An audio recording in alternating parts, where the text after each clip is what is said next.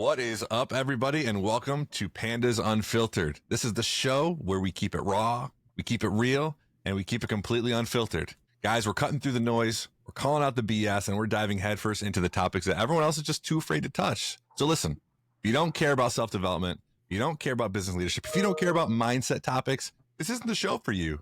And honestly, if you're easily offended, this ain't your show either. But if you're ready for bold conversations, if you're ready for brutal honesty and a ton of inspirational nuggets, as well as some laughs along the way, and buckle up, guys, because we're about to get into it, and the show is about to start right now.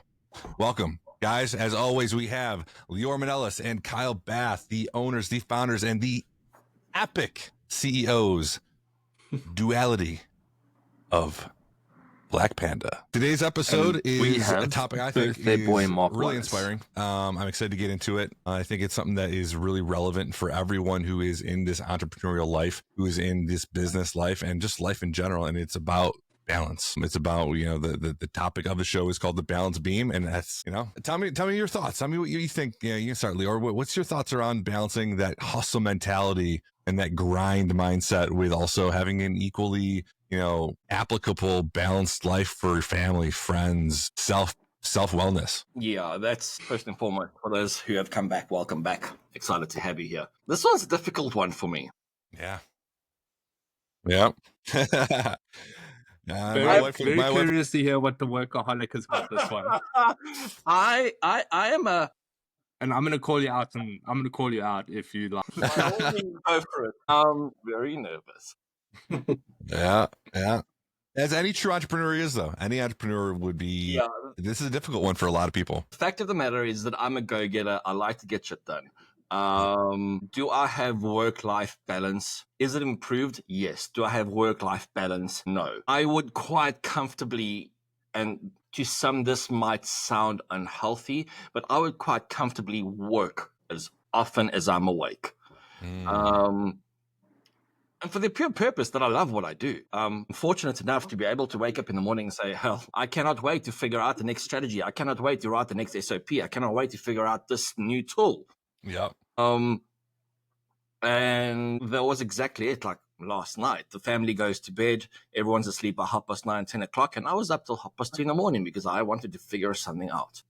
And that's when my work-life balance is off. I shouldn't be doing that because sleep is just as important as everything else. So, yeah, I mean, I have in the past religiously worked over weekends and gotten things done. I'll give credit where credit is due. Kyle shattered me time and time again to put my laptop away. And I think I've improved drastically, specifically over the weekends. Yeah. I have improved drastically with regards to going home and just turning off. And specifically of late, when I have trusted team members, such as yourself and Katie, where I don't need to worry as much as I used to. Do I still need to worry? Does a businessman need to worry? Constantly, whether things are going well or not, because you don't want to take your finger off the pulse. Well, you surround yourself with degenerates just like yourself that we work all weekend long and all night long too. I'm texting Lior and Kyle at 3 a.m. just still working on concepts and things. So It's easy to not worry when you've got good people surrounding you. So I definitely resonate with that. I think a lot of entrepreneurs as well, when they work from home, they struggle with that separation, which is why we've got the office that we've got. Work set at work, home goes to home. And yeah, that's been work in progress. I'm not going to sit here and say I have the perfect balance. I do not. I'm also not going to sit here and say that I'm going to improve it on much because I'm comfortable with where I am. But other than that, I mean, I think it's vitally important. The one thing that really struck a moment for me with the laptop is probably about a year back when I was, year and a bit back, when I was really working probably harder than I should be, purely because I just wanted to get the success. Is when my kids asked me on a Saturday morning, Dad, what are we doing today? Are you working? And I'm like, Oof. That's a problem. Oof. So yeah, that was a light bulb moment for me to when I'm home, I'm a husband, I'm a dad.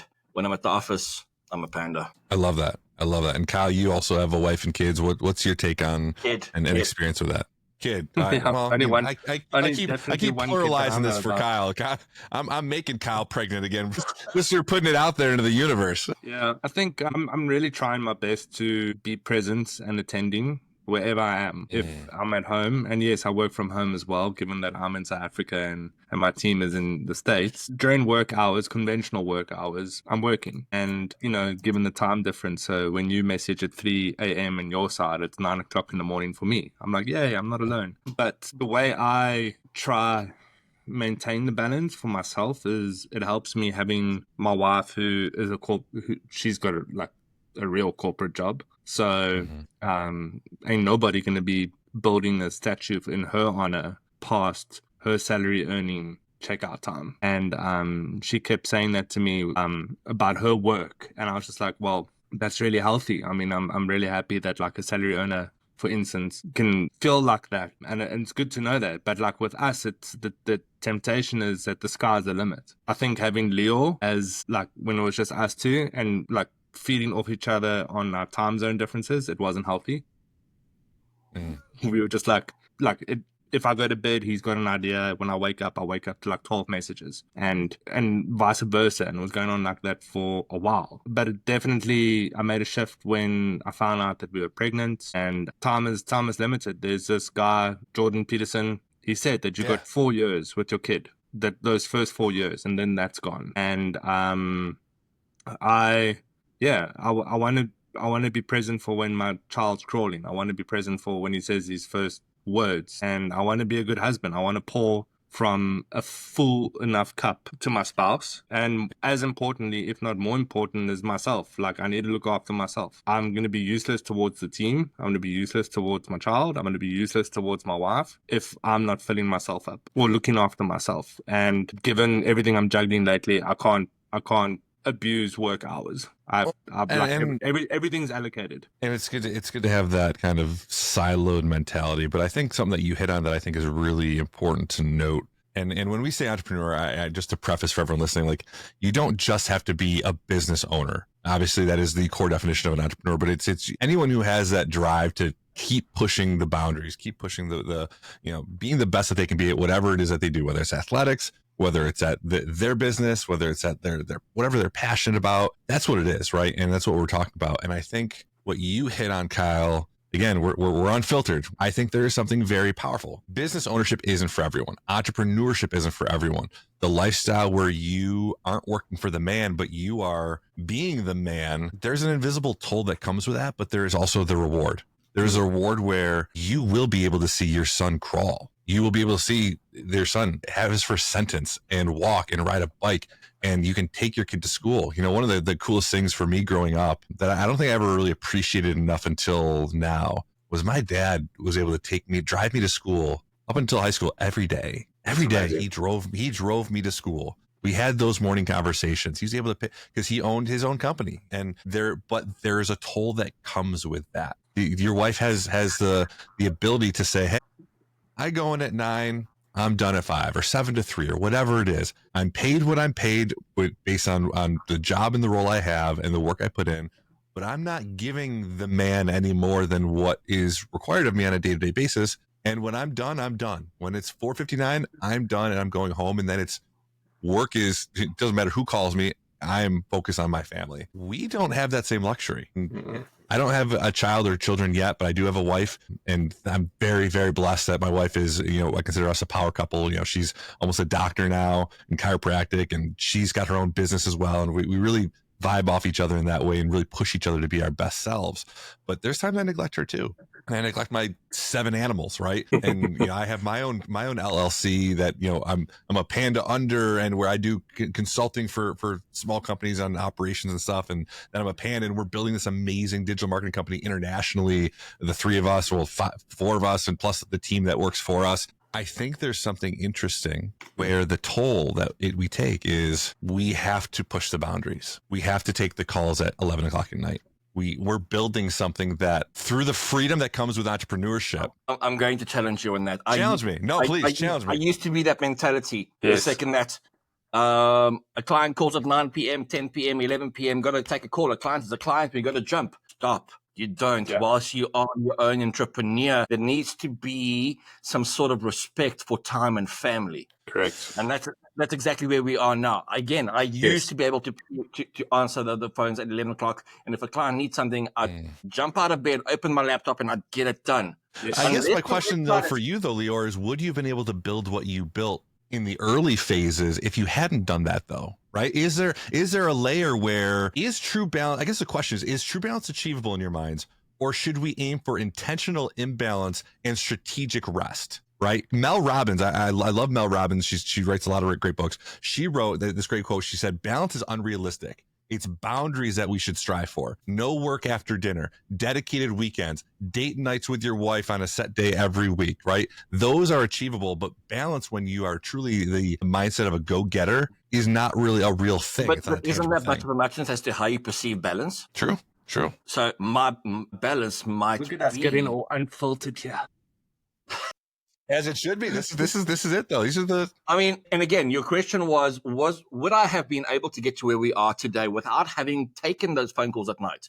No, because it hasn't improved the business. It's improved the way I run the business now. Yes. That is a big difference. Unless for an obscure reason a client's website has gone down and we're hosting it, I'll get up and I'll make the call. Fix. I'm taking the call. But if I'm not hosting the website and there's an issue with something, or there's an issue with SEO, or a client has a question about the SEO strategy, my friend, you're going to wait till 9 a.m. I'm not going to worry my mind for the next good couple of hours. That can wait. There's no urgency. There's no reason for me to take your call after hours. That's interesting. I'm curious, though, too, with that, because I agree. I think there's definitely boundaries that need to be set with, say, like clients and stuff. But what about when it comes to where we become our own worst enemies, right? When the passion takes over. Alex Hormozi, another great entrepreneur, he says that passion blurs the lines between work and life. So when, in your opinion, and you said it yourself, last night you were up until 3 a.m.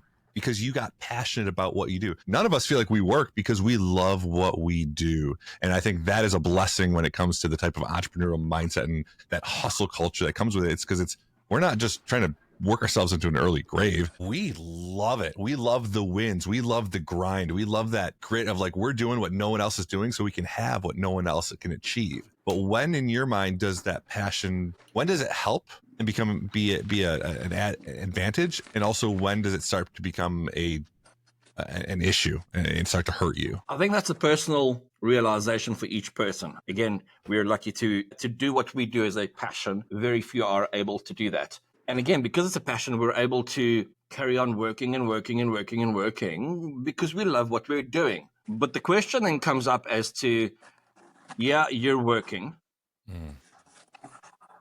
but are you shortening the lifespan of this passion?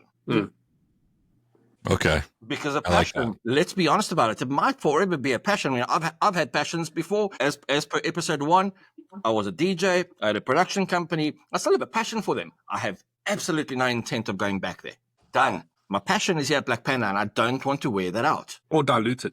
Yeah. So the reasoning why I did work till 2:30, 3 o'clock this morning was on a strategy that I didn't want to forget as to what my mind had put together. So I put a very basic kind of strategy together for me to improve on hereof. And this may take me another week, it must take me another 4, 5, 6 months until I personally think it's perfected. But at least now I've got my last night's thinking on my computer. So it wasn't so much passion as it was just the fear of the old age and the mental decline of forgetting what you were doing. I'm about to kick you off. I think but I do love that though. Kyle, being in South Africa, I think there's a lot of cultural similarities, but also cultural differences. And from what I've learned through both of you is just honestly, I feel like people in South Africa work a lot harder, just inherently. They hustle. Yes. Kyle, let me know, because something that Lior just said is about like the passion wearing out. That brings me to the topic of burnout, which is a very prevalent hot topic here in America, at least. I have mixed feelings on the concept of burnout. What are your thoughts on it? Is that a thing in South African culture? Is that something that you believe in? Give me your take on burnout. Yes. It is my Achilles heel. And my mother would say I'm my late father's child because that's what he used to do. And with burnout, with one of the first signs I know I'm hitting burnout is doubt. I start doubting and I start getting a lot of weight to this word, but depressed. Start second guessing, start being like, oh man, like, why is this really worth it? Why am I sickling? For the Americans, that's why am I battling with this? So things start getting a little bit cloudy and murky for me with burnout. And yeah, there's times, I'm not saying every time those symptoms or those kind of triggers in my life happen, it means burnout. I mean, there could be a tough project and I signed up for it and we're going to deliver, and those thoughts could happen. But true burnout, I need to hit a reset button heavy, and a reset button for me is my family. It's my family and myself. Like, I know it's not your question, but I got certain things I like try to systematically keep in place to ensure that I don't reach burnout, or I just kick that can a little bit further down the road. I hope that answers. What are some of those? So, no, that is the question. I'd love you to expand a little bit more, like, because everyone, I think, especially our listeners, they experience some form of this all the time. It's inherent, and whether it's true feelings of burnout or something that we can get into as well, which is almost like imposter complex of like, do I deserve this? Am I actually good enough to do these things? I mean, God, I have that all the time. I think that people would be really interested to hear what your strategies are. And then I'd love Lior you to add on to it as well. If you have any nuggets of wisdom to help combat I call it the bitch voice. I got that from Andy Frisella. It's that voice in the back of your head that tries to tell you that you're not good enough. You can't achieve this, or let me just go sit on the couch and eat a bag of potato chips instead of working on this project. Or right, tell me a little bit what your strategies are, because I'm genuinely interested. So first things first, working out. I need to have workout as part of my schedule. I've changed the way workout looks for me. Like, I was doing very high intensity, constantly very type of movements. Yeah, he's now started pole dancing. They have to like reinforce that pole for my weight. So I just realized, though, I don't know if the word is cortisol or whatever, but like all that like frantic moving stuff was like a little bit too much for me. And I'm like, this isn't working for me anymore. This is not an outlet anymore. This is actually adding to my burn, my run rate. So for me, it's gymming. Then it's been scheduled, like having better meal choices. Like, yes, I'm eating a pizza here on screen right now, but like I'm not feeling well. But that's where work-life balance comes in too. Yeah. You want to be able to train, but you also want to be able to have your pizza. This is exactly why I train, right? Like, and not feel guilty about it. So it might sound like I'm contradicting myself, but I mean, that's one of the things with recognizing burnout or combating burnout is to just look in the mirror and be like, you're a human being. Like, I have an 8-month-old boy. Anyone ever like had a kid who's cut some teeth? Like, any parent is just like, yeah, taking that one on the chin. So you have to be kind to yourself. So working out, good meal choices, being kind to myself, and communicating. I have to communicate to someone. So I can communicate to my wife. She can call me out on my stuff, or she's a great source of encouragement. Communicate to Lior, great friend. We just like navigate where we're at. So for instance, knowing that I'm traveling to the States in almost 12 days time, I know when I get there, we're going to be chatting nonstop about things that we can't really chat about on a personal level because of work or because of time or because of time zone constraints. So yeah, I think those, and for me as a person, I need to be creative. Like I know I might be in a creative field, but sometimes given our client success, what you have to do is you have to kind of corporatize that creativity. So it's not a true expression of creativity anymore. If it's, for me, I love whiskey. I love trying to investigate and find the story behind the bottle or behind what the guy was doing. Why did they make this drink? Or if it's a recipe or if it's a restaurant. Then I'm like, okay, I'm out. Also, sorry, I'm talking quite a lot. No, please keep going. Cabin fever. Because I work from home, I have to get out. So I go work out. I got weights in the gym, in the garage, but it's good for me to go out. This week, I actually went to go sit at a coffee shop and work just for the fact of a change of scenery. And then when I came back, I was like, wow, I was crazy productive. Yeah. Bill, I love that. I mean, that's so critical. It reminds me. So I don't know if have you guys ever read the book, The 5 a.m. Club, by Robin Sharma? Phenomenal book if you haven't read it. Awesome. I will warn you that a lot of the topic is about the value of waking up at 5 a.m. every day. Beyond that, it's really just kind of about the concept of, along with a lot of other really, really gold nuggets, if you will, of knowledge. It's the scheduling intentional self-care and family time and wellness activities proactively to ensure that you have that life balance, which is what we're talking about, right? So to your point of cabin fever and all these other symptoms that, again, people who have the home offices and work remotely or work hybrid or even do have just a permanent office that they work out of, like, you have to have the ability to say, hey, for the next 45 minutes, I'm hustling on this project. Then I'm going to stand up and go get a glass of water and go for a walk around the block. And then I'm going to come back and I'm going to eat a pizza real quick. And then I'm going to sit down and I'm going to work on this. Being intentional with what we do and when we do it, I think is wildly, wildly important. You know, another great author that I love, Brene Brown,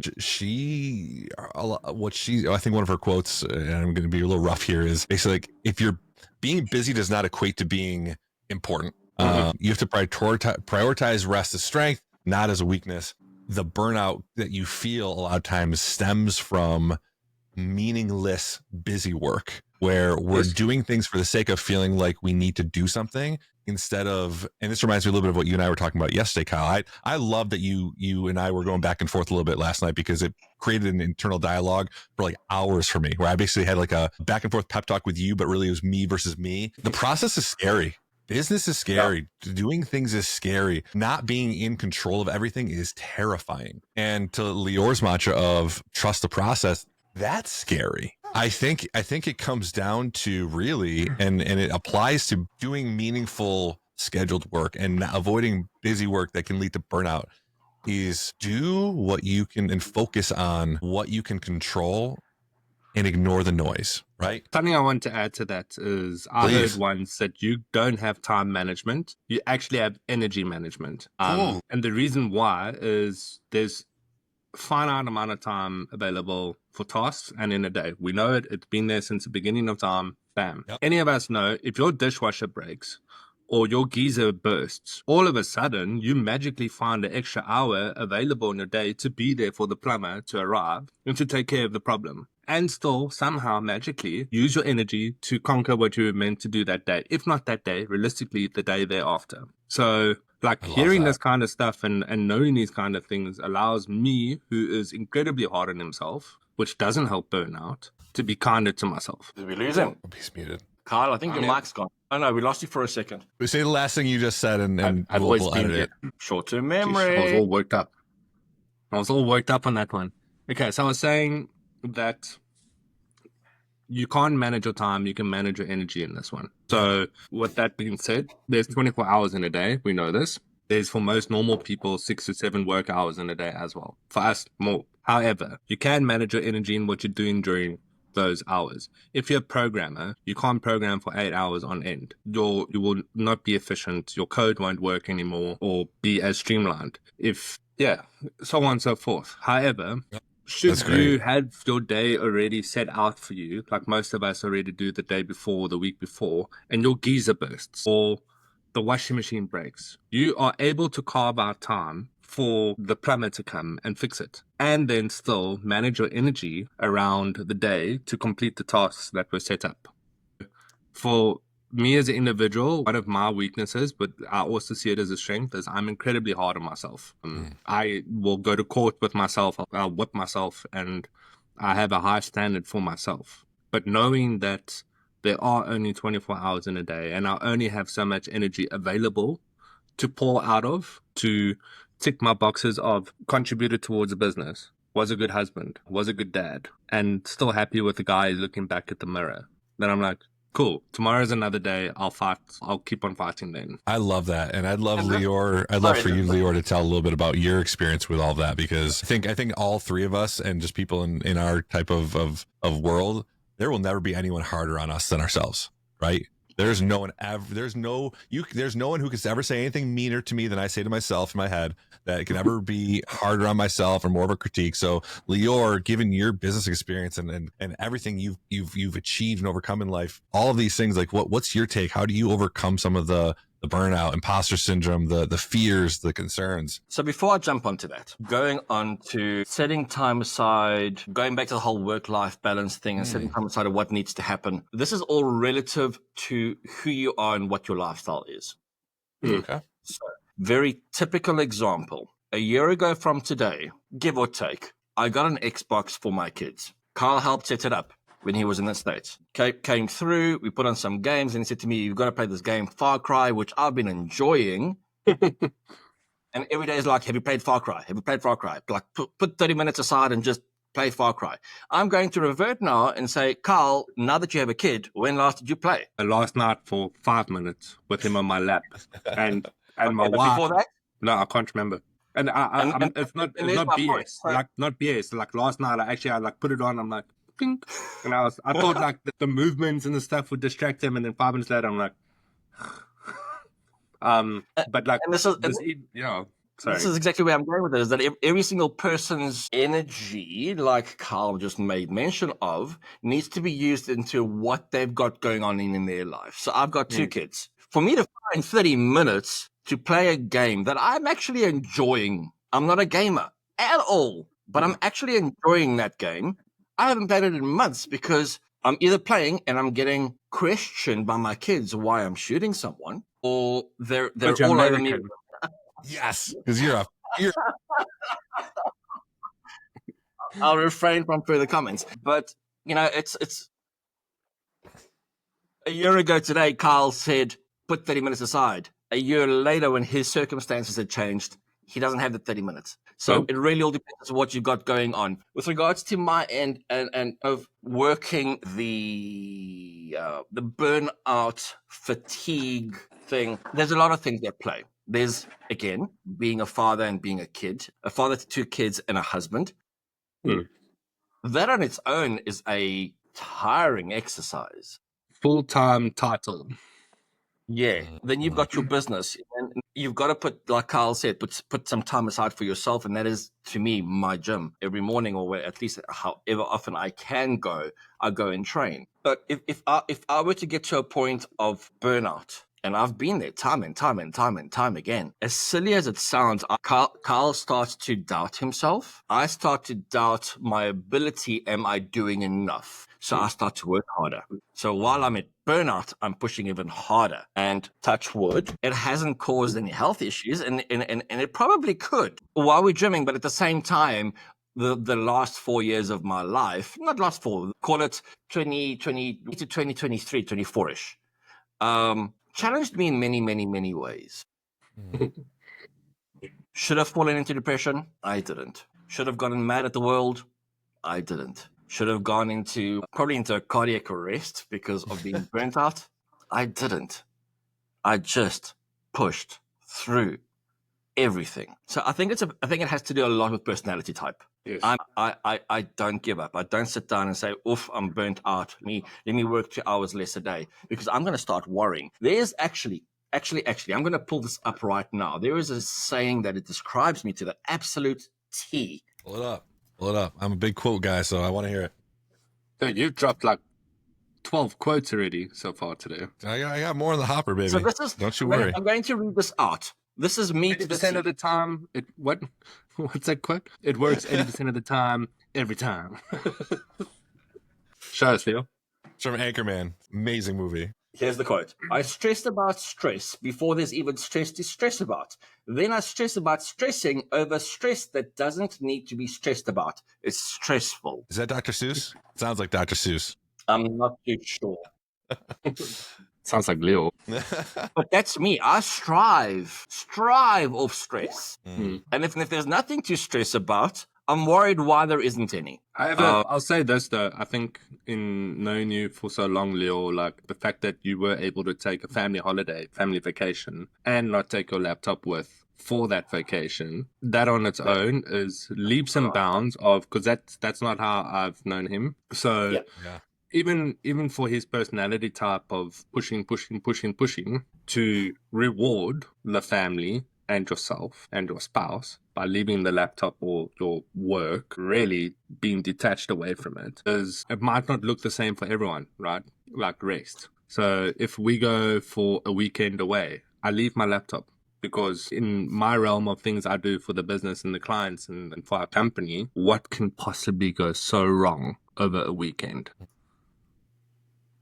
But Listen, when you're in a someone who downward actually spiral, that laptop comes with, right? Because you're like, Yeah. well, what happens if? And then being married for more than a decade, you look back at all the long weekends away, all the holidays where you stole time from your spouse and yourself, actually, by being glued to a device. And I bet you now, none of us can, we all know, but none of us can remember what we were doing or what for, man, or what the fire was. And that sucks. And that's hard hitting, man.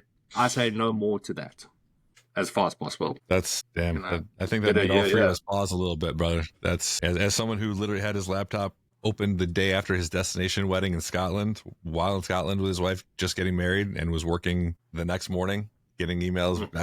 I can genuinely say I am very guilty of that, and that is definitely something that we should all try to strive to be better about, because our partners and our families are the reason, our why behind we do what we do. Yeah. And they need to be, but we can't lose sight of that. I think that's a really important thing that you just said, because if you get stuck in the cycle of dopamine driven purpose when it comes to work, and there's a lot to be excited about and to get, worked up about. And I love the wins. I love the dopamine spikes of new clients and it's, rolling out new SOPs and building a company. And I love it.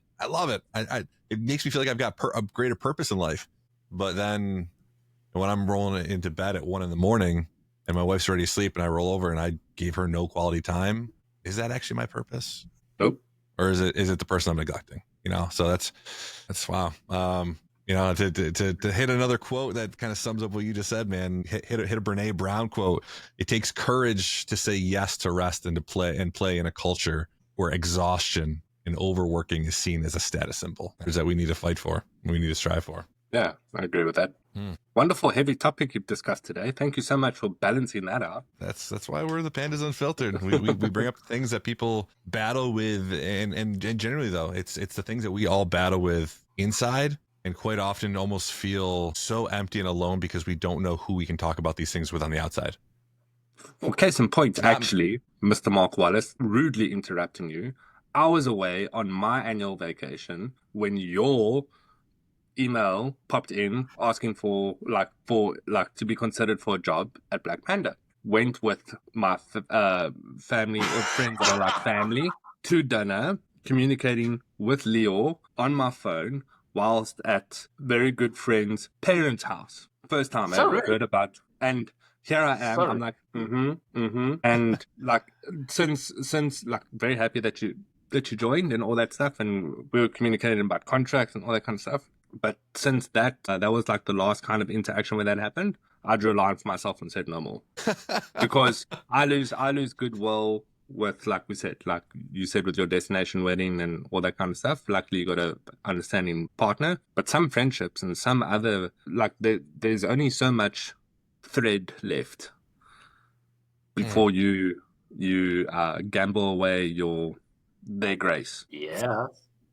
Well, I guess thank you for having me be the last thing that you overworked yourself for. I guess I don't know how you come back from that, but yeah, I guess you get a gold nugget for the last of the last in me. So I will live up to that one. I promise you. Yeah, I think we can't not be who we are, right? Some people are fine with settling.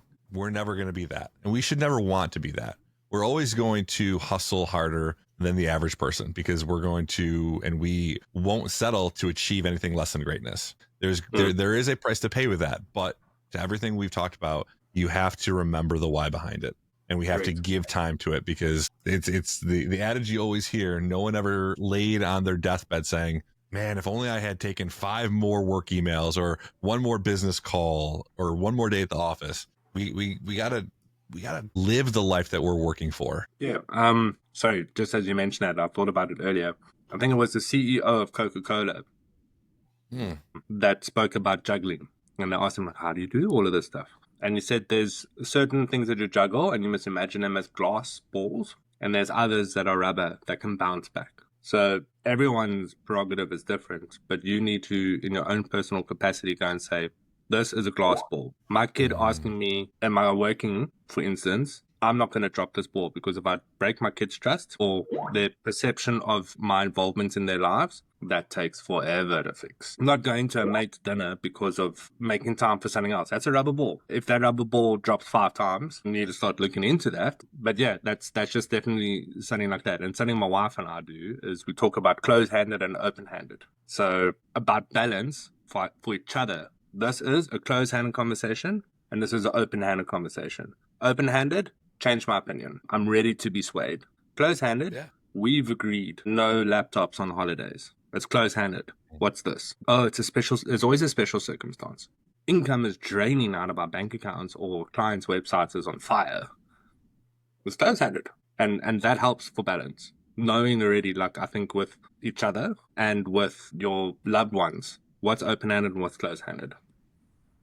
Because then they can keep you accountable. And you can keep yourself accountable to what you've agreed upon. It's not always, I think as entrepreneurs, we're always, of course, we're the guilty ones. We're always the ones getting the finger pointed to us and saying, but you said. It's like, no, actually, I can be an adult and remind that this is what we agreed upon. Yeah, well said. Well said. You have to have those boundaries. I mean, I think it's critical. It's the intentional setting the line in the sand of here's where I say enough is enough. Right. And you set those intentional boundaries with family, with friends, with work colleagues, and life. And I think that I think is the strategy behind the balance, especially for high performing achievers like ourselves and like the listeners on the show. You have to set boundaries, and you have to hold yourself to them. I think you hit that one home really hard, Kyle.